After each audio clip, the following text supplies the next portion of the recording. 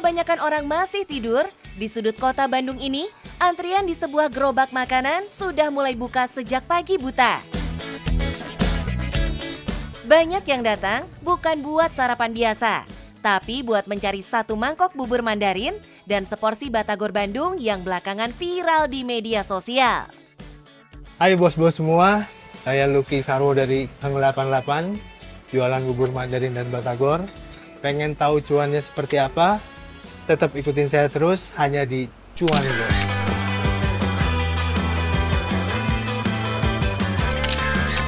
Bos, bubur Mandarin mana yang jualannya gerobakan tapi rasanya juara? Disinilah salah satunya. Kalau mau cobain kelezatan makanannya, saran Mincuan sih, bos-bos jangan sampai kesiangan ya. Sempat kesini kemarin tuh seminggu yang lalu, tapi jam 8 udah habis. Ini tuh tipe bubur yang nggak pakai apa-apa, enak gitu. Ya udah gini polosan aja udah enak. Batagornya juga enak. Meski termasuk comfort food, semua bahan yang digunakan dipilih dengan standar premium. Mulai dari beras, ayam, hingga jamur dan topping pelengkapnya. Sedangkan batagornya dibuat dengan dominasi protein agar teksturnya tetap padat dan berisi. Ditambah bumbu kacang yang kental dan gurih. Jadi sebetulnya kalau Hang sendiri fokusnya memang hanya dua gitu. Jadi memang kita nggak mau menjual terlalu banyak menu, orang tidak dikasih terlalu banyak pilihan. Jadi on point aja gitu semuanya. Datang ke sini emang hanya mau makan bubur atau batagor gitu. Produk ini dikonsep dan dipikirkan secara serius, bos. Mulai dari rasa, tekstur, penyajian, dan pengalaman menikmati hidangan dengan suasana Bandung yang khas. Jadi tidak ada campuran santan atau apapun, ya memang ini murni menggunakan kaldu sehingga pada saat orang gitu langsung makan tuh langsung ngerasa gurih. Bubur dimasak dengan metode slow cooking, yaitu cara memasak perlahan menggunakan api yang kecil sampai tekstur buburnya benar-benar lembut, bos. Untuk mendapatkan rasa dan tekstur yang sekarang nggak semudah membalikan telapak tangan, bos, mereka menghabiskan lebih dari 6 bulan untuk menyempurnakan resepnya. Untuk kondimennya sendiri juga premium nih, bos. Selain ayam, ada juga olahan jamur, jahe, dan daun ketumbar yang ngeblend banget sama buburnya yang gurih. Jadi sebetulnya itu benar-benar pure kita ngulik sendiri sih, Mas. Terutama waktu itu memang kita menggunakan bahan-bahan seadanya yang ada di rumah gitu. Kang Lucky dan istri memperhatikan hal-hal detail untuk menghadirkan perbedaan produk, rasa, dan pengalaman makan yang berbeda.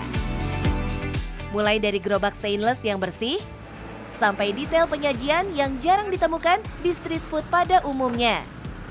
Kalau makan bubur kita di sini, mereka bisa merasakan dari penyajian yang berbeda gitu, menggunakan piring dan mangkok dari keramik dengan sendok dan garpu dari emas yang kalau menurutku mungkin tidak didapat dari pada umumnya orang pada makan bubur atau batagor gitu.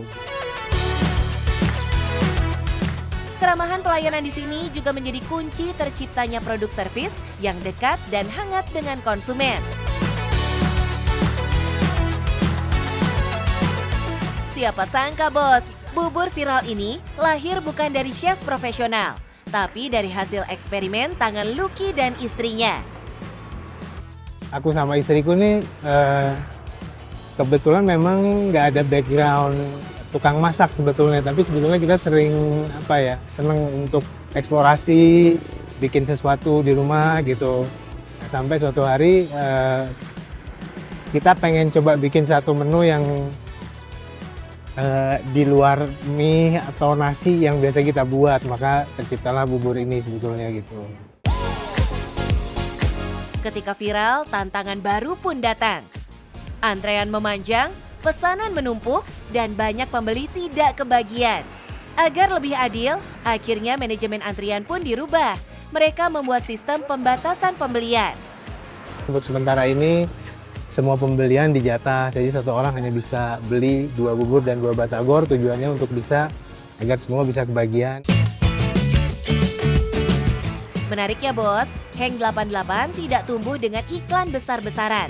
Promosi terbesar mereka justru datang dari pelanggan sendiri. Kita juga alhamdulillah sangat-sangat terbantu dari customer yang datang ya. Karena itu tadi, begitu mereka datang, mereka lihat dulu gerobaknya gitu. Oh, gerobaknya aja kita nggak minta untuk difoto, ya mereka akhirnya sudah upload sendiri.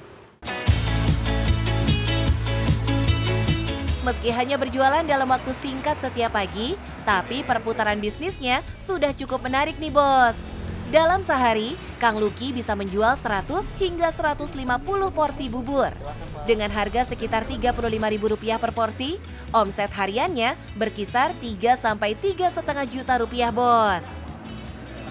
Aku sih berpikir gimana caranya dari stok yang bisa kita mampu buat ini ya, aku memastikan setiap piring atau mangkuk yang keluar itu memang benar-benar produk yang baik yang didapatkan oleh customer.